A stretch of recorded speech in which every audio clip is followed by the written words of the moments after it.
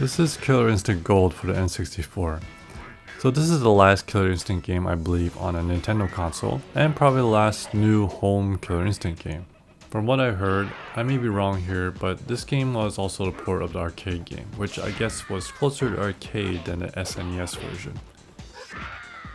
To preface, I'm not good at fighting games. They're not really my preferred type of game, but I can enjoy them somewhat. Being an arcade game, the game is basic. You have a couple of gameplay options, but I chose mainly the arcade one. There was also more advanced practice modes like focused training, which allows you to learn combos but also moves. I wonder if modern fighting games have this. Instead of looking at the manual to see how to do moves, you can just learn them in the game itself. The gameplay in this version of Killer Instinct feels different than the SNES version.